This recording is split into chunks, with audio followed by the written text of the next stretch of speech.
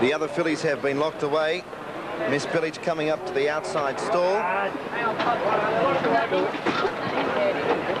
They're all set to go. Light is on now. And they're off and racing. Eyes of Steel was a notable slow horse to begin from the gates. Missed at 2.5 lengths. Live It Up was one of the first to jump out. Chantres got out fairly well. Natural Elegance, they're all up there in the early part, and Entente Cordiale. Inaminka's going to work into about 6th placing when they finally settle down, but Chantres is going to lead. Crosses over 2 lengths clear. Natural Elegance was 2nd, Entente Cordiale 3rd. Voracative going up 4th on the outside of Live It Up, and then Inaminka, followed by Miss Billich and Formosa Girl. Money Spider next on a lot of speed on a Chantres, slows them up now. New Smyrna back in the field from Tayara and Eyes of Steel. 800 metres to go, and there's only 6 lengths between first from last. And as they race up towards the bend, Entente Cordiale took over from Chantres. They were followed by Voracative just behind them, and then Natural Elegance. Miss Billich was out a little bit wide, and then came Money Spider, Inaminka, Formosa Girl wide out, Live It Up down on the rail. New Smyrna behind those, Tayara taken to the outside, and then Eyes of Steel.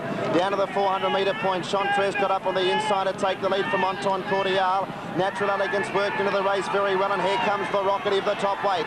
Natural Elegance and Voracative together. New Smyrna getting into the clear, and then Money Spider. New Smyrna coming in after Voracative. Money Spider and Tayara down the outside. New Smyrna in front. Money Spider down on the rail. Natural Elegance. New Smyrna finding something. No, New Smyrna's in front of Money Spider, and New Smyrna won it. New Smyrna's beaten off Money Spider 3rd in Natural Elegance. Then came Tayara 4th. Eyes of Steel, a nice run. Voracative just found the big weight a little bit too much. Live It Up next, and then Entente Cordiale and Chantres couldn't run the trip. Inaminka next in, and then Miss Billich and Formosa Girl last of all. Very good win, Dan, and a lot of changes the last 200 metres of that race. At New Smyrna, I noticed before the race there was quite a bit of money going on the filly, and she's done the job for Tommy Hughes and Patrick Payne. $8.40 approximately for the win, and $2.90. Money Spider second, $2.70. And third, number 7, Natural Elegance. A place dividend can be expected of $2.10. Actually, all those runs, Natural Elegance did a good job. It was sitting up on the speed, but the performances, I would say, Gary, of the winner and the second horse were excellent, because it was a very slowly run 1,400-metre race, and they were back in the last 4 until the top of the stretch. So they were very good efforts. Yeah, they've really got home well. And Money Spider, it's New Smyrna going to the line for Patrick Payne. Money Spider on the outside, Natural Elegance on the inside. Very good wins. Here's a good shot of the head on here. Now, the winner is 1, 2, 3, 4, 5, 6 horses off the inside fence in the pink and blue cap. Patrick Payne had got the blinkers on, same coloured blinkers. And right on the second from the outside is Money Spider, coming home very well. And that's Natural Elegance on the fence, who runs 3rd. You can see them both, they're all hard at it. New Smyrna 4 off the fence, getting to the line right now. Money Spider right on the outside. Good gutsy effort, and full credit to the ride too. Patrick Payne at his brilliant best, weaving his way through the field. Tommy Hughes is the trainer. He is with Peter Donegan. Well done, Tom. That was a good game win. I thought Money Spider was probably going to beat you when they came past us with about 200 to go, but she fought on well. No, she's a very genuine filly, and she hasn't had a lot of luck in her recent races. I expected her to run well here in the Manifold Stakes, and she lost her rider. Yeah. May not have won, but I'm sure she'd have run 2nd or 3rd. And then she went to Corville and never had much luck.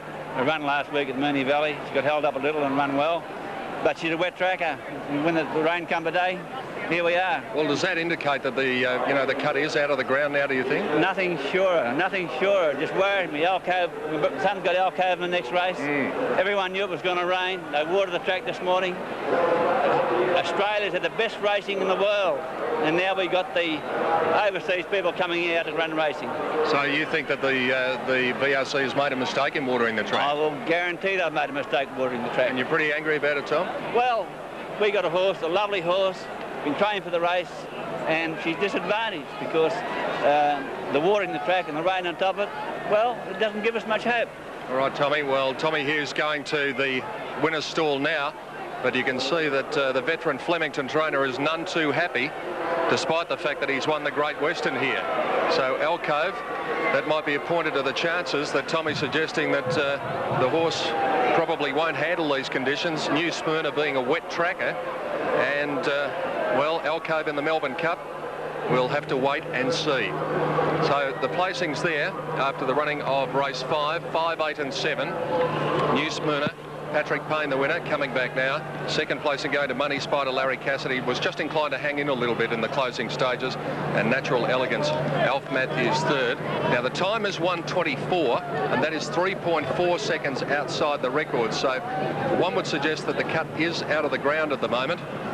And here's the winner coming back now. We'll check in with Johnny Letts too and get his opinion of how the track is, because John is, of course, on hand. He's out there.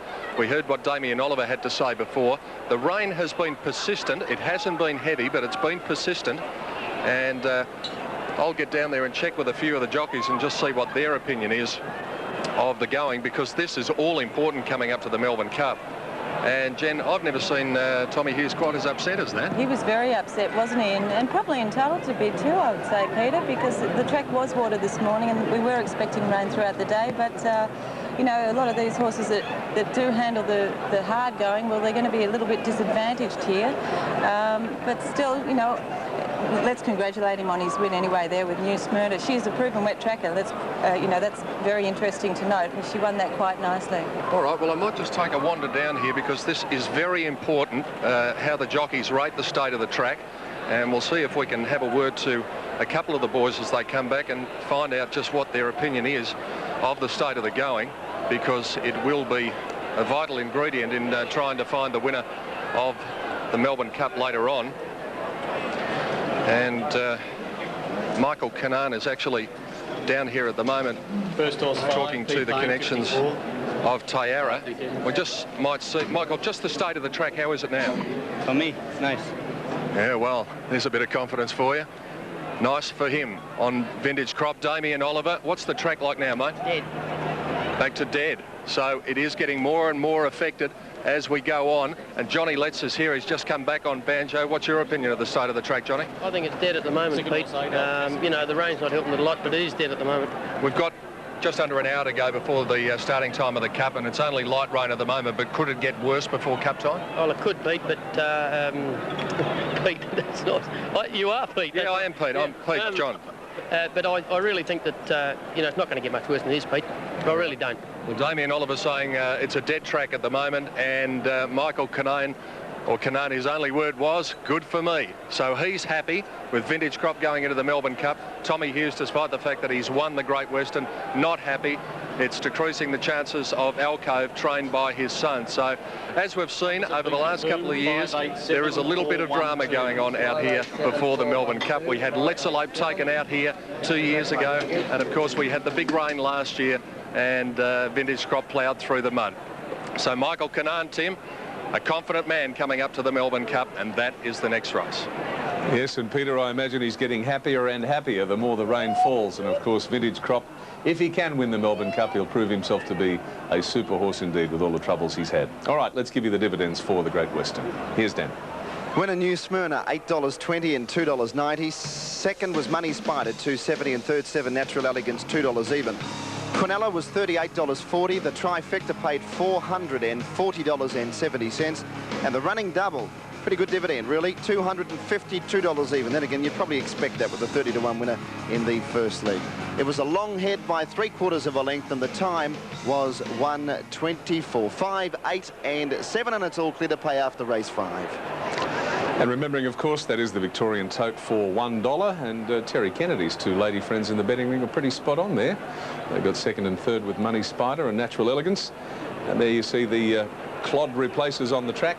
As Peter said, it is still, well, I suppose you'd call it raining, although it's certainly not heavy. And Mr. Hughes very upset about the track being watered. And it was watered fairly significantly too this morning as we were getting ourselves prepared to go to air. And now a fair amount more water has fallen on it. The jocks think it's dead, but no official word on that yet. And I imagine Pete probably won't be for a while. No, I wouldn't think so, Tim, but it's interesting to note that Dermot Weld this morning, when he said that he was going to run his horses, both Vintage Crop and Clevedon Gale, he suggested that they water the track because the track was pretty hard here yesterday, and when asked what would happen if they didn't water the track, he said, I will take both of my horses out. Yeah, well, you know, the officials have sort of got a catch-22, haven't they? I mean, That's right. If it doesn't rain, they're damned, and of course it has rained, and they've made a few people upset. So what do? Yeah, I mean, it's an impossible situation, Jen, isn't it? You don't know what the weather's going to do. We had a fair idea it was going to rain when we got here this morning, but you just don't know for sure. Don't know for sure, Pete. What about if I just run through some of these horses that do handle the wet to give the viewers at home some sort of idea? Well, Vintage Crop will handle it. River Verdon handles the wet. Also Paris Lane, Hear That Bell. Quick Ransom handles it. Double Take. Going through number 15 Gold Sovereign handles it, Grass Valley handles it, and number 20 Cliven and Dale handles it, and Major Decision and Pindi. All right, well, we'll take a look at the Melbourne Cup in depth and keep an eye on the state of the track, but now they're ready for the presentation after the Great Western. Here's Rob Gaylor. Daylight saving time, here's Dan Malicki. $9.70 Vintage Crop. Can the champ make it 2 in succession? River Verdon 47.90, Jeune 19.40, Our Pompeii 19.90, Air Seattle $43.60 for the win, Paris Lane $7 the win, Hear That Bell 18.10, Quick Ransom $10 less than that, it's showing $8.10 for the win, Umpala 46.20, Top Rating $9.80, Double Take $80.40, $49.40 for Glastonbury, Gossip $16.40, Alcove $8.10. Gold Sovereign 68.60, Grass Valley $32.50, Oppressor 112, Starstruck 34, Toll Bell 152, Clevedon Gale $9.10, Coachwood $50.90, Major Decision 83, Pindi $72.60, and Sweet Glory $64.50. Win pool of just about $8 million, and the place pool $6.5 million. So there's the tote call. The Clydesdales are here at Flemington on Melbourne Cup Day. The presentation has just been made, and Tommy Hughes has repeated his comments during the presentation. Well, now is the time when they all start queuing up to get the big bets on for the Melbourne Cup.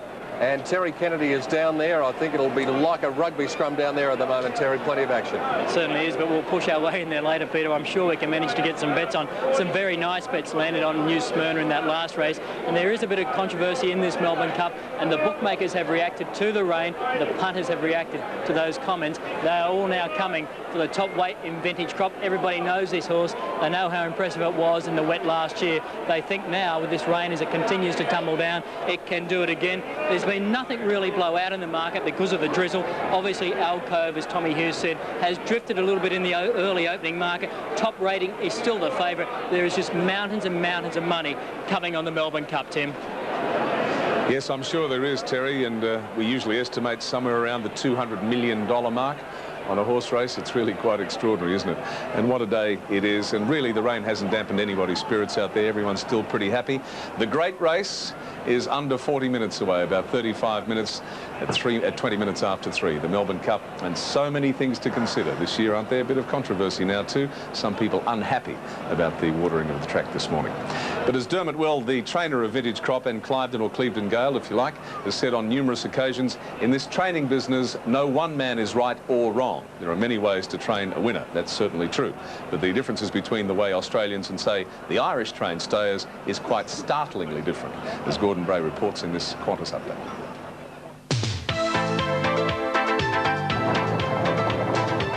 Newmarket, north of London, is the hub of English racing. The majority of pedestrians here are expensive and four-legged. The vast expanses of surrounding heath accommodate 60 stabling complexes. Mark Tompkins trains Bob's Return, who was nominated for the Melbourne Cup but withdrawn after failing in the Irish St Ledger. We're ideally situated here in the middle of town. We've got 60 boxes here, and I've got a stud just outside of town as well, so the horses come in and out. We've always got about 80, 90 horses on the go, I would think. 4-year-old Bob's Return, by the way, has never been spelled. A common practice in Europe, as horses tend to be sounder and more relaxed in this kind of environment. Newmarket is steeped in history. Kings, dukes and noblemen race their horses on this lush countryside. You know, you see hundreds of horses come out on the heath here, but it's so big space, there's no queuing or messing about like that. People always say there's a lot, you know, it gets busy at Newmarket. It doesn't at all. Further south in Sussex, you'll find one of the grandest training venues in the world, a racehorse haven.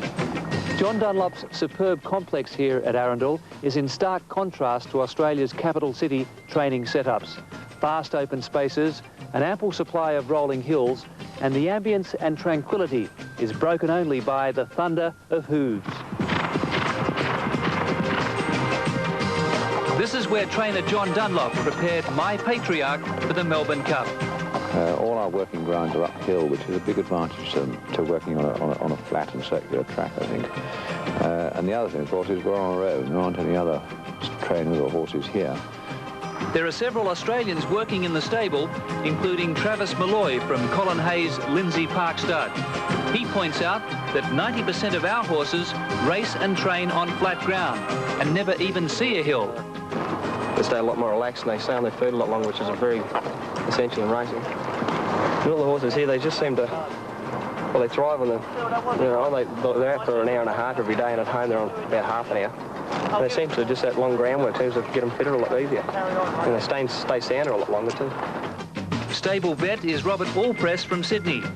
He arrived at Arundel as a 21-year-old and was so enchanted he decided to stay.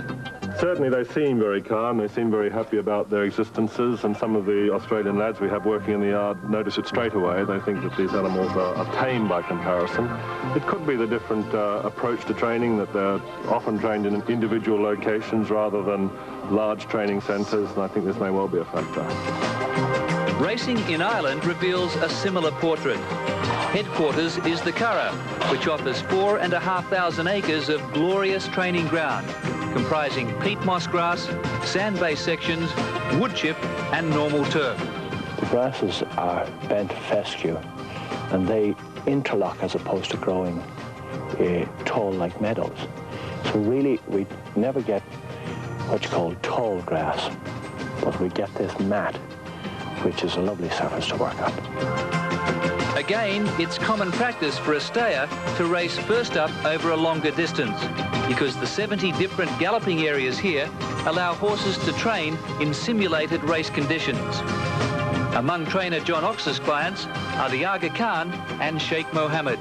I suppose in Australia a lot of horses work on their own or they work with one companion. Here in the bigger stables, you know, you have plenty of work riders, work jockeys, and you can work horses in a bit of a bunch. You can make up 3, 4, 5, 6 horses. So he can have almost racing experience. Yes, they do things very differently in the Northern Hemisphere. And it seems the occupational hazards are very different too. And at home I've got to worry about kangaroos, and here you've got to worry about deers jumping out in front of you. That sounds like a lovely thing to worry about, the deers. That's Gossips. There's Bart, you can see there. Now, Gossips is certainly not out of this race by any stretch of the imagination. I think around $8 or $9 on the tote at the moment. And Bart just overseeing him being saddled up, having all the gear put on for the great race, the Melbourne Cup, which is just under half an hour away. We'll take a break and come back soon. Good luck, Dano.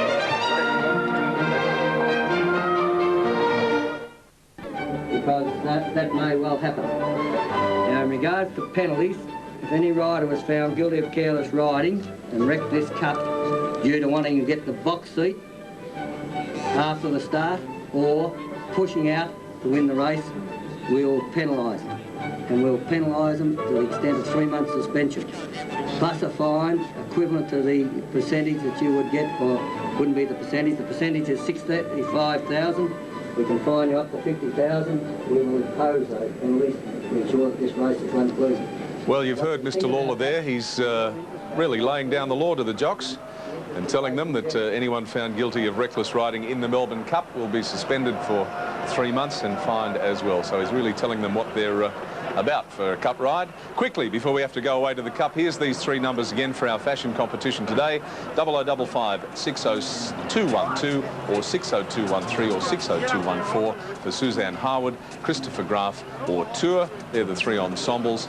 I can tell you, even though no one's left Flemington, that the rain's really quite pattering fairly heavily now on the roof of my little studio.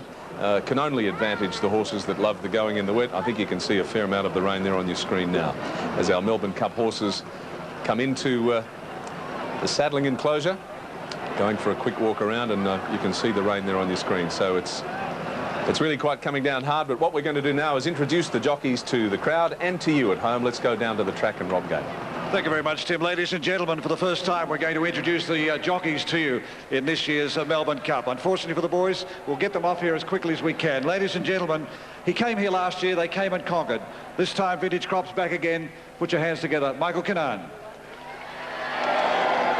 Riverburden, today ridden by John Marshall. Jeune, another import, this time one of David Hayes's, to be ridden by Wayne Harris. Al Pompey, today to be ridden by Jim Cassidy. Air Seattle has plenty of admirers, and the informed Rodney Griffiths. A lot of sentiment about this fellow today, and the informed Damien Oliver, number 6, Paris Lane.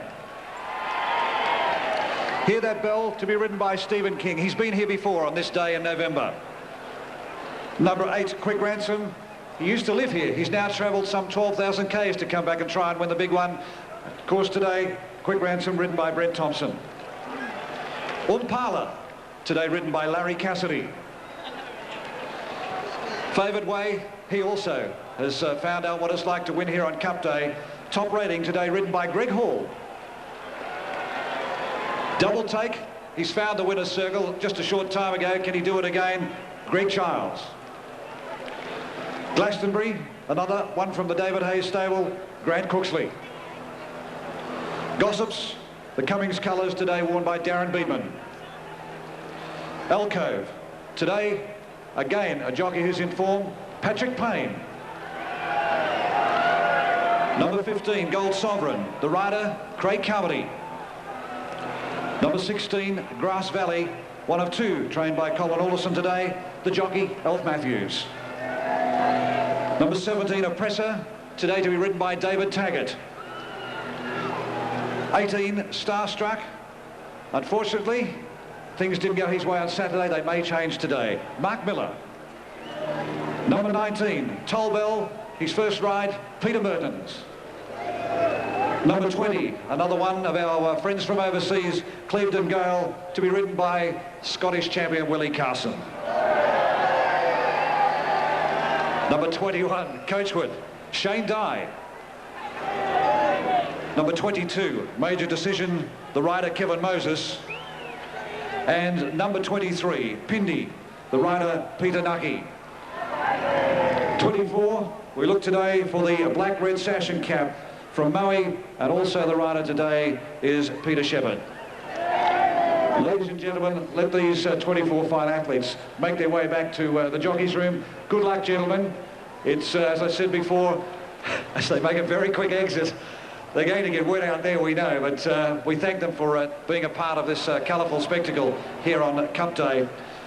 Some of them have been here before, and who will come back again, we'll find out very, very shortly. Wish the best to those 24. Ladies and gentlemen, I'd like you to put your hands together now for another special visitor to us here on Cup Day, Mr. James Blundell.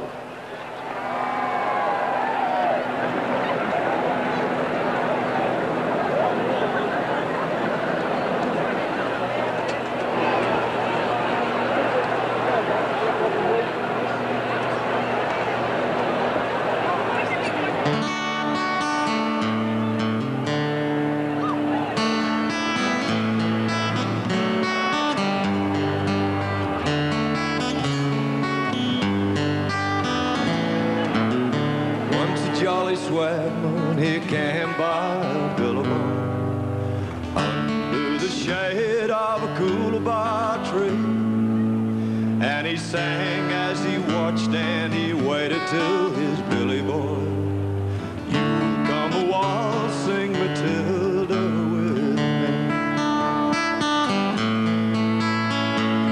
Down came a jumbuck to drink at the waterhole. Jumped the swagman and he grabbed him with glee, and he sang as he stowed that jumbuck in his tucker bag, you'll come a waltzing Matilda with me. Up rode the squatter, he was mounted on a thoroughbred. Down came the troopers, 1, 2, and 3. Pawtuckabat. You'll come a waltzing Matilda with me. Up jumped the swagman and he sprang into the billabong. You'll never take me alive, cried he, and his ghost may be heard as you pass by that billabong. You come a waltzing Matilda with me. A waltzing Matilda, a waltzing Matilda, you come a waltzing Matilda with me, and his ghost may be heard as you pass by that billabong. You come a waltzing Matilda with me.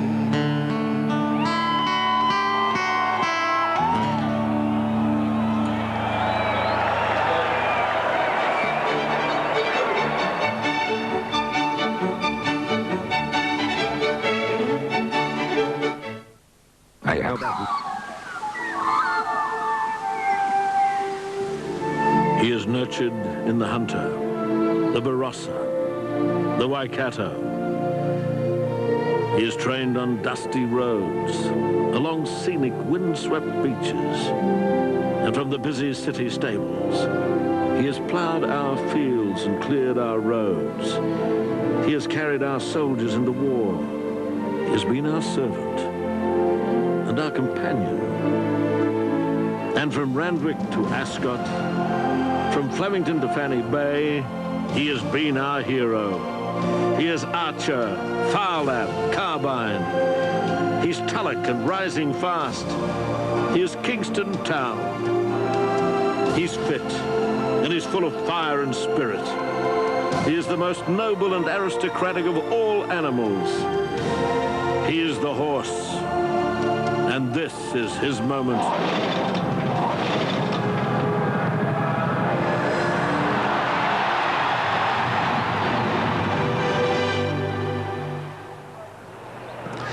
Yes, now it's time to welcome the world to our institution. Some 300 million people right around the globe, from Dubai to Dallas, are now counting down to the great race. The Melbourne Cup, the years, the months, the weeks and the days of preparation are done. Now there's just minutes left. The horses circling the birdcage, the crowd here at Flemington waiting to salute the one who can fly the highest of all. In other parts of the world, there are derbies. In France, of course, there's the Arc. But here in Melbourne, Australia, there is only the Melbourne Cup. A simple horse race transforms to high drama and finally history on this glorious first Tuesday in November. So welcome to you all. And down in the mounting yard, the man who heads our panel of experts himself, this Melbourne Cup celebrating a somewhat damp around the edges Silver Jubilee, Peter Donegan. It is, Tim, and good afternoon to everyone around the world watching our great race. And if you have seen a Melbourne Cup before, perhaps you saw it last year, perhaps you saw it the year before, well, you'd get used to this scene. It is grey, overcast and raining here at Flemington for the running of the Melbourne Cup of 1994, the 134th running. But it hasn't stopped a big crowd from turning up, and shortly the horses will come into the mounting yard and parade prior to the running of this, our greatest race and truly our only national festival. Well, joining me in the mounting yard to talk about the runners as they file in now is racing expert Jenny Chapman. She's known all around the world as a great tipster. Jen, can you find us the winner of the Melbourne Cup? Well, it's changed a little bit now, Peter, with the rain that we've had. A lot of these horses that handle the wet tracks have certainly come into it, and it's got rid of a few of them as well. It certainly has. The race has changed complexion dramatically in the last hour or so, and it's certainly changing towards the horse that won it last year.